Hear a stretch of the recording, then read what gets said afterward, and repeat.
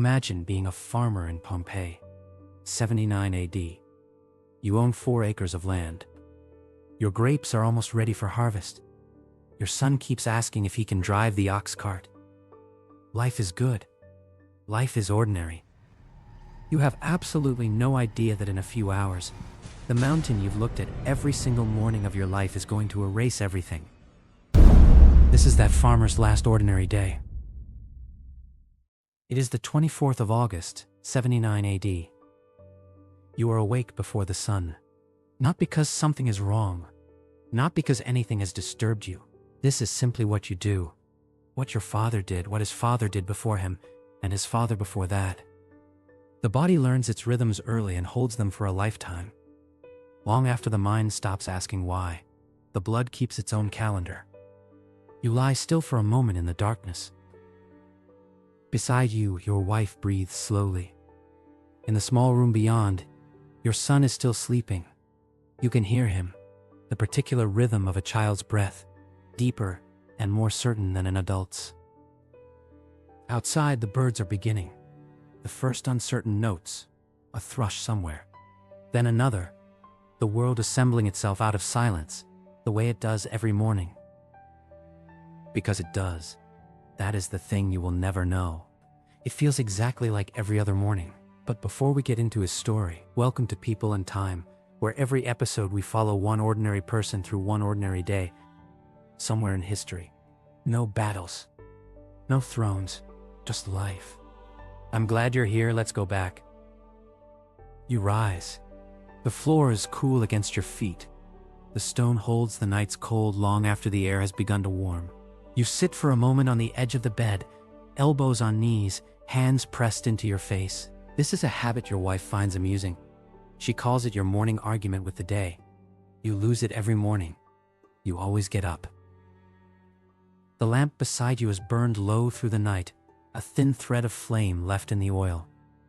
You consider letting it go out. You decide against it. You will need it for a few more minutes. You splash water on your face from the clay bowl by the door. Cold, sharp, necessary. The water came from the spring above the property, carried up yesterday evening in the larger clay jug, decanted into the smaller one overnight. This is one of the rhythms of the house. Water in the evening, washed in the morning, bread baked before the heat of the day. You pull on your tunic, fasten your belt, look that your sandals are where you left them. They always are. You are a man of orderly habits. You step outside, and there it is. Pompeii. Not the ruin you may have seen in photographs. Not the silent city of ash and shadow that millions of people will visit 2,000 years from now, walking its excavated streets in trainers and sunglasses, guidebooks in hand. But Pompeii does not exist yet. This Pompeii is alive. Even at this hour, even before the sun has properly risen, the city below you is already moving. You can see torches in the streets, small orange points of light threading between the buildings. Bakeries will have been firing since well before midnight. Bread needs to be ready before the city wakes. Somewhere down there, cartwheels are grinding on stone. The carters who work the night hours, bringing goods in before the daytime ban on wheeled traffic. 20,000 people live in that city. 20,000 people waking up, one by one, getting on with it. I have lived above it your entire life. You know it sounds the way you know your wife's breathing. Without thinking about it. You are not a wealthy man, but you are not poor either. And in Pompeii, in the year 79, that distinction matters enormously. There are people in that city who sleep 6 to a room on straw. There are people who own houses with private gardens and painted walls, and their own water supply piped directly from the aqueduct. You are somewhere in the middle, and in the middle is a reasonable place to be. You own this land, 4 acres of it. Your father left it to you when he died 15 years ago, and his father had it before him. And there is a document somewhere, a wax tablet, oh, quite worn, that establishes the family's claim going back 3 generations. You have never needed to use it. The neighbors know whose land this is. 4 acres. It does not sound like much. But 4 acres of volcanic soil this close to Vesuvius is some of the most productive farmland in the known world. You grow grapes and wheat. The grapes climb the slopes behind the house in long, neat rows. You train them yourself over many years into the particular shape that catches the morning sun and shades the roots through the afternoon. I are almost ready. Another month, maybe 6 weeks, and the harvest will begin. This is what you have been thinking about for the past several weeks. A harvest, the timing, whether to bring it in early if the weather turns, or wait for the fuller sweetness that comes with a longer hang. Your neighbor thinks early. You think late. You have been having this argument for 15 years. Some years he is right, some years you are. Neither of you has changed your position. The wheat fills the lower field, golden, heavy, almost ready for the harvest that will never come. You do not know that yet. You stand at the edge of the upper vineyard and look out across your land. The vines, the wheat, the dirt path that leads down toward the city, an old olive tree at the field's edge. And what you feel is something close to satisfaction. Not pride exactly, something quieter than that. The particular contentment of a man who has done his work and finds it good. Find it all, rising above the farmland, above the city, above everything. The mountain. Vesuvius. You have looked at it every morning of your life. It is simply there. The way the sky is there, the way the ground is there. Our father called it a good neighbor. Reliable, quiet, its slopes rich with the minerals that make this soil so extraordinary. Farmers on the mountain's flanks grow some of the finest wine grapes in Italy. The emperor himself drinks wine made from these slopes. You look at Vesuvius the way you look at everything familiar, without really seeing it. Then you turn toward your fields. There is work to do. The sky lightens slowly, the way it always does in August. A long, gradual brightening that begins as a paleness in the east and spreads so gently you could almost miss the moment it becomes day. You have walked this path every morning for 20 years. Your feet know every stone, every place where the ground rises slightly before the old fig tree, every spot where it dips after rain and stays soft longer than you'd expect. You spend the first hours of the morning with the vines. This is not dramatic work. There is nothing heroic about it. You move along the rows, checking each plant, feeling the weight of the grape clusters, assessing the color, looking for signs of disease or pest damage, hauling away a dead tendril here, tightening a loose tie there. Your hands know what to do.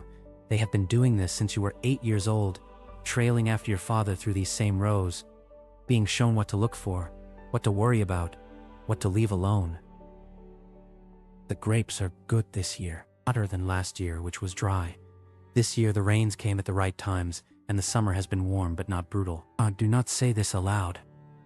A farmer never says this aloud, but you think it. You run a thumb along a cluster of grapes, dark, firm, almost ready. Good. Your neighbor Marcus.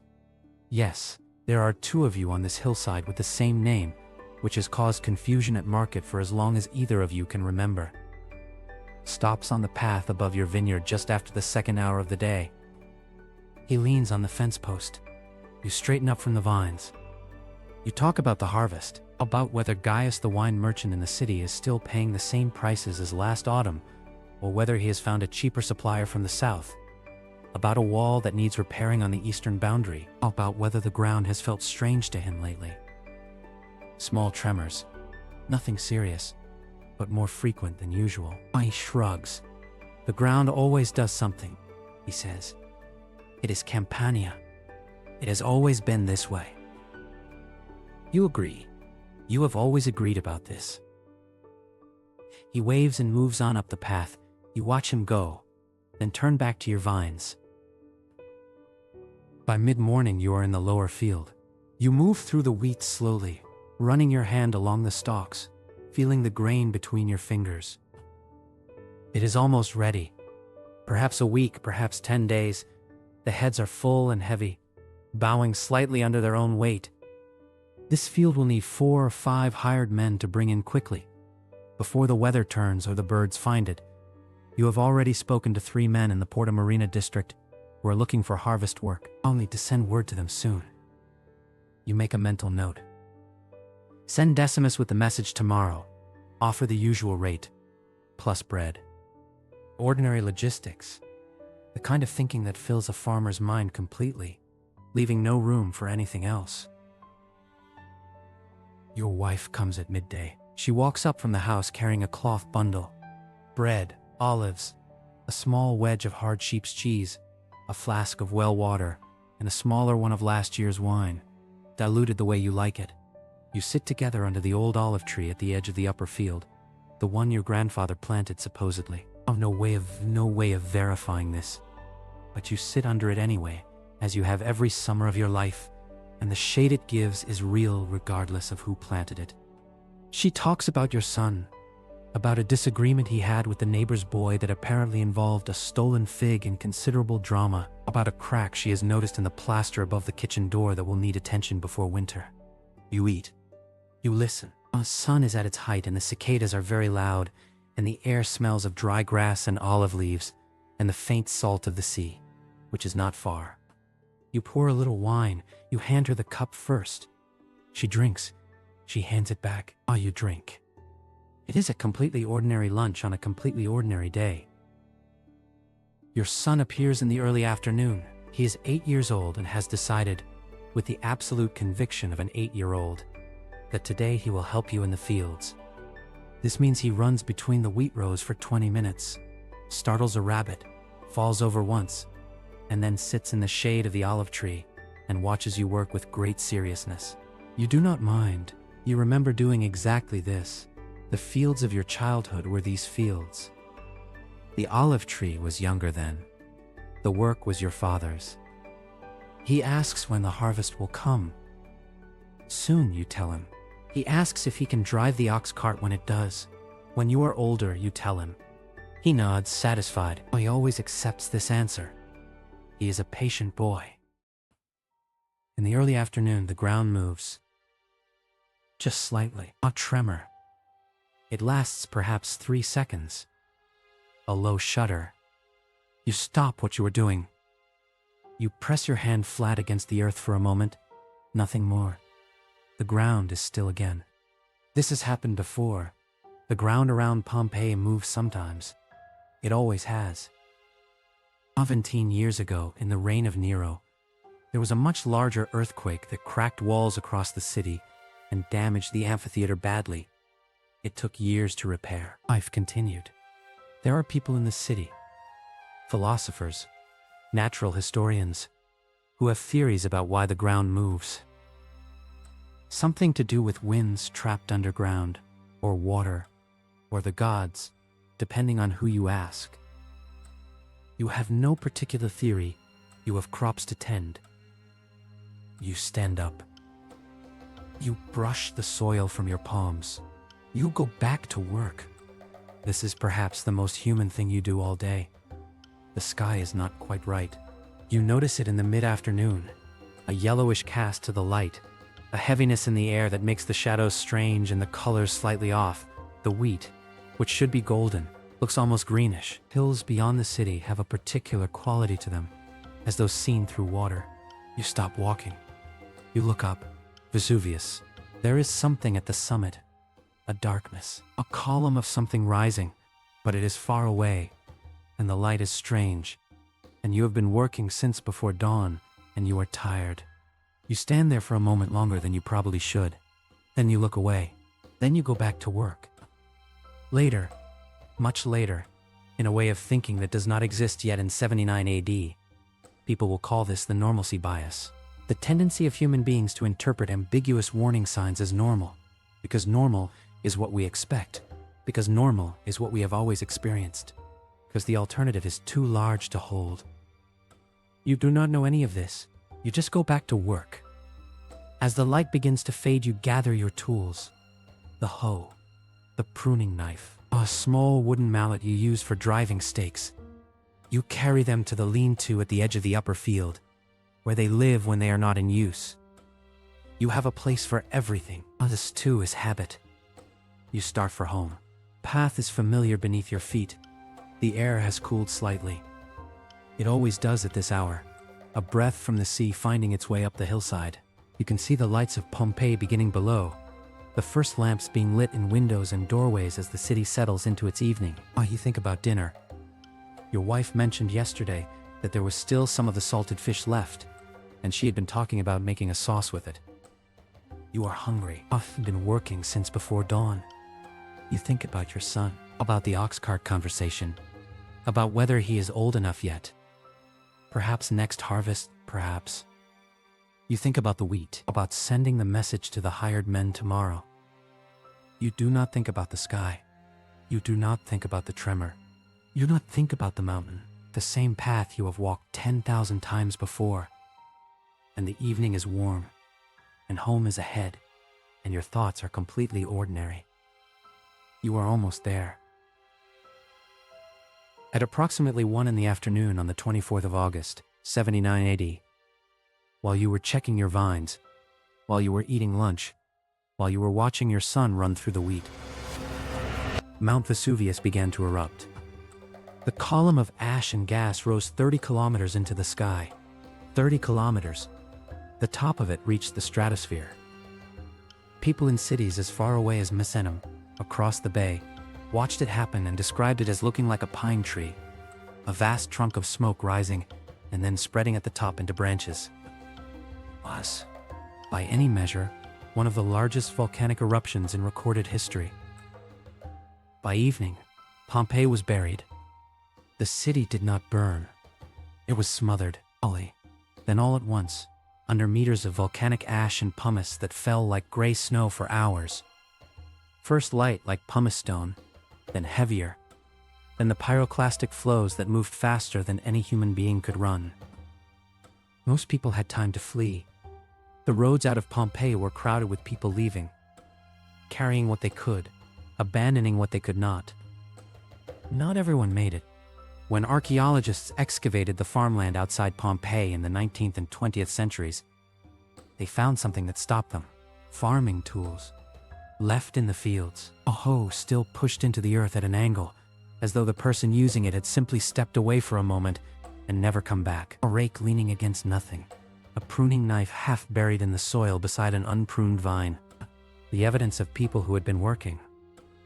Ordinary, unremarkable agricultural work. At the moment the world ended. We do not know their names. We do not know if they escaped. We know only what they left behind, the work they were doing. The tools that outlasted them by 2,000 years. Arcus. If that was his name, and we have no way of knowing, woke before the sun on the 24th of August, 79 AD. Washed his face. He walked to his fields. He checked his grapes. He spoke to his neighbor. He felt the ground tremble and dismissed it, the way people do when the alternative is unthinkable. He watched the sky go wrong and looked away. He gathered his tools as the light faded and walked the path he had walked 10,000 times before, thinking about dinner and harvest logistics and whether his son was old enough to drive the cart. He never came home that evening. His fields were found under 6 meters of ash. His tools were still in the ground. Wheat, almost ready for harvest, a week or 10 days away, was preserved in the same ash that buried everything else. Carbonized, frozen in time. Archaeologists found the grain still in the stalks, the harvest that never came. Vesuvius is still there. It rises above the Bay of Naples today exactly as it did then. The same shape against the sky, the same presence on the horizon. Its slopes are green now, covered in vineyards. The volcanic soil is still as fertile as it ever was, still producing some of the finest wine in Italy, just as it did in 79 AD. 3 million people live within its danger zone. They grow grapes. They eat lunch under olive trees.